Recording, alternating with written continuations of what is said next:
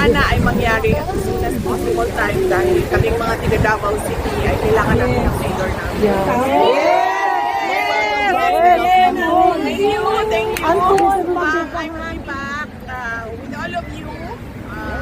Dahil lahat naman tayo dito ay nagpapakita ng suporta kay dating Pangulong Rodrigo Duterte. Kaya masaya ako na makasama kayo ulit. Although hindi natin gusto na pabalik ko sa The Hague, Netherlands dahil malungkot ang dahilan kung bakit tayo nandito lahat. Pero masaya din ako dahil nakikita ko yung bayanihan ng Filipinos at yung pagkakaisa natin sa kagustuhan natin at ibalik ang tunay na pagbabago.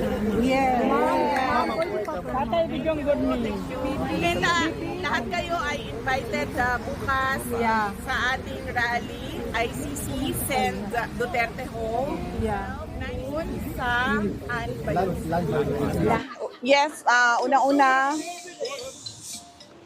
Yes, okay lang yung visit.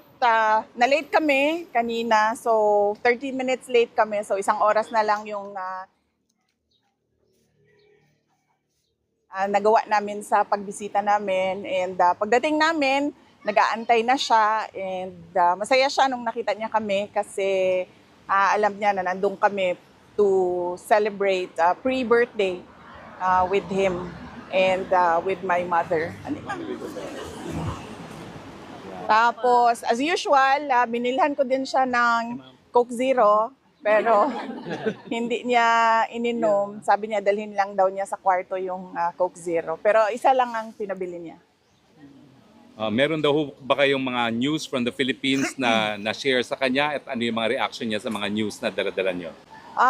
Yes, nag-share ako ulit. Na-share ko na noon sa telephone call, pero shinare ko din ulit. Nanalo yung dalawang PDP laban na senator candidates, tapos yung isang guest candidate, si Marcoleta, plus dalawang guest candidate from Alianza, si Senator Camille Villar and Senator Amy Marcos. Sa kanya, na nandito si Senator Amy Marcos, pero hindi siya pinayagan ng ICC na makabisita at makausap si dating Pangulong Rodrigo Duterte. At nabanggit ko din ulit sa kanya na nag-submit si Senator Amy Marcos sa committee hearings niya from the Senate to the Ombudsman.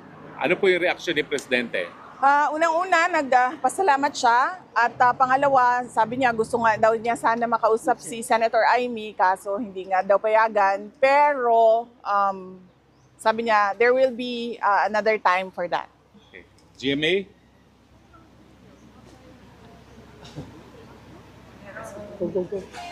VP, bukod po dyan, unang respondents sa SWS survey ang nagsabing mahalagang harapin ninyo ang impeachment at sagutin ang mga alegasyon. Para raw malinawan ang publiko at malinis ang inyong pangalan. Ano po ang masasabi niyo sa ganitong pananaw? Oo, I totally agree. Kasama ako dyan sa 88% na yan na nagsasabi. At ako ay parang thankful sa opportunity na malinis ko at masagot yung mga akusasyon sa akin. Thank you po sa sagot. And last question po, napagdesisyonan po ng Senado na ilipat sa June 11 ang simula ng impeachment hearings. Gusto lang po naming marinig, paano ninyo po tinanggap ang balitang ito at ano po ang epekto nito sa inyo, kung meron man? Wala naman siyang epekto sa akin, no? Nag-iisip lang ako kung ano yung epekto ng delay. Pero iwan na natin yan sa mga lawyers namin, sa defense impeachment lawyers, para pag-isipan kung anong posibleng epekto nun sa kaso kung meron man. SMNI, Anton? Hi ma'am, kamusta po kayo? Napakabait ninyo ngayon. Nakikinig sila, nakikinig. Mabait sila ngayon. Ay, kailangan magbait-baitan. Kailangan magkunwari. Okay. Ma'am, tanong po ng SMNI, yung reaction niyo ma'am, any reaction po sa gusto ni BBM na makipag-reconcile sa mga Duterte? Sabi niya ayaw niya raw ng gulo. Unang-una, hindi na muna siguro ako magsalita about reconciliation. Mahalaga siguro ang mga personal na problema ng mga tao, no? Ang mas mahalaga is yung taong bayan at yung bayan natin. Yes, ma'am. Thank you po. Ma'am, kasama niyo po si Senator Amy Marcos. Nagkita po sila ni Attorney Kaufman. Ano po yung naging role ni Senator Amy sa case po ni PRRD?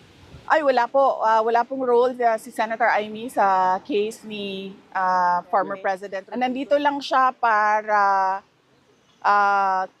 kausapin si Attorney Kaufman. Kung ano man yung napag-usapan nila, wala ako doon. So, mas mahalaga siguro na makausap ninyo si Senator Amy Marcos. At ano yung isang tanong, sir? Yung role niya. Wala siyang role po. Either sa defense or doon sa ICC prosecution case, wala pong role si Senator Amy Question Marcos. na lang kasi ito kasi yung usap-usapan ngayon eh. Ewan ko lang kung pwede to. Kasi game po si Attorney Rowena Ganson na maging spokesperson mo. Kasunod yan ng pagkatalaga kay Attorney Abante bilang tagapagsalita sa ng House. While sa Malacanang, nandiyan naman si Attorney Claire. Any comment po sa posibilidad na maging spokes niyo si Attorney Ganson? Opo. Hindi namin napag-usapan sa Office of the Vice President ang spokesperson. Pero saludo kami ni Attorney Rowena Ganson. So kung gusto niya magsalita, go lang ng go. Makikinig tayong lahat sa kanya. Siguro from the audience, one question.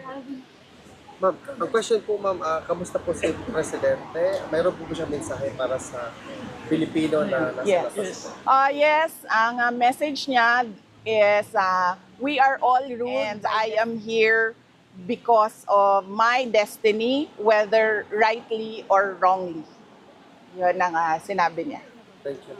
And isa pang update is napag-usapan din namin yung oath niya at pag-usapan daw nila ng lawyers niya kung paano gawin yung kanyang oath. Pero initially, I want set me free and I will take an oath. Yan yung Yes! Ma'am, meron po kanta ang mga Pilipino para sa iyo. 1, 2, 3, go! Happy birthday to you. Happy birthday to you. Happy birthday. Happy birthday to you. Mabuhay ka, Ma'am Inday! Inday Sara para sa Presidente! Ano pala? Happy birthday! Mabuhay ka, ma'am. Mabait sila. Mabait talaga kayo kayo. Salamat ha. Nagtataka ako. Bakit ang sobrang formal. Na-briefing naman. Ma'am, question. Ano tingin niyo sa bagong Duterte Street from Duterte Park and Duterte Forest? What do you think of the Duterte Street? Well, unang-una, mas okay dito dahil merong may shade, no? So, importante sa amin ni Alvin ang aming kutis. Dahil unang-una, mataas ang incidence. Pangalawa, mahirap na magdagdagan ang mga melasma natin. Diba? So, okay siya. Mas palagay ko lang, maganda din siya dahil nakikita siya ng mga dumadaan na mga sasakyan. So, meron tayong increased awareness. Kasi doon, konti lang ang dumadaan na sasakyan at hindi nakikita by the street yung ginagawa. At marami pang pwedeng gawin na dito dahil mas malaki yung area. Yes, Ma'am, pwede ba additional, ma'am? Kasi naghihintay po ang taong bayan kung kailan daw makatawid si PRRD. Actually, lahat tayo, no, nag-aantay kung kailan makauwi si President Duterte. At yun yung tinatrabaho ng kanyang mga lawyers na sana ay mangyari at the soonest possible time dahil kaming mga tiga Davao City ay kailangan namin ang mayor namin. Yes po. Ma'am, welcome back. We love you. Thank you, thank you. I'm happy back with all of you dahil lahat naman tayo dito ay nagpapakita ng suporta kay dating Pangulong Rodrigo Duterte. Kaya masaya ako na makasama kayo ulit. Although hindi natin gusto na pabalik-balik tayo dito sa The Hague, Netherlands dahil malungkot ang dahilan kung bakit tayo nandito lahat. Pero masaya din ako dahil nakikita ko yung bayanihan at yung pagkakaisa natin sa kagustuhan natin na ibalik si Duterte at ibalik ang tunay na pagbabago. Ma'am, mabuhay ka, ma'am. Mabuhay Thank ka. you, thank you. And lahat kayo ay invited bukas sa ating rally, ICC, Send Duterte Home, 9 a.m. to 12 noon sa, ba yun? Land Van Land Regan. Van Regan. Oh, Land yan. Van Regan. Oh, sige, kayo na magsabi. Mahirap siya i-pronounce. Doon tayo po. Pwede pa, kasano mo? Pirma daw mo. Sige, ma'am. Sige, ma'am. Fresh good yapon ka, VP. Always and forever. Nagpalit ba akong serabi tungod ni mo, no? Ma'am, thank you so much for giving us hope, really. Dapat magkuana lang ka. Mag-model kag serabi sa Sokmed. Thank you, guys. Ay, so, maglagyan ko ng ano, ma'am. Mother original. Okay. Correct. Welcome back, Ma'am Hindi Elizabeth. na tapat tingala, anong gwapa si Vice President Sara Duterte. Mother original. Oh. Usually ba sa kana gani Meron pa sa po. ano May picture taking sa pa.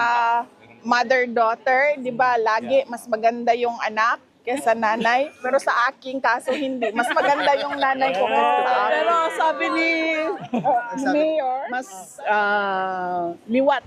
What is liwat in Mas kahawin. kahawig siya sa papa niya. Sabi ko, pati ugali. Pirma na. Baka ano pang masabi mo dyan? Mura na imong pirma? Sige. Good to see you back. Kali po daw mo. Anong pangalan niya, ma'am? Ay, hatag ni Mia sa ako, ano. Thank you. Ano sa pangalan niya, ma'am? Maraming salamat sa iyong birthday card. At mag-aral kang mabuti, mabuhay ka. May God bless you always, Ella. Thank you, Mom. Mabuhay si Inday Sara Duterte! Mabuhay ang ating future president!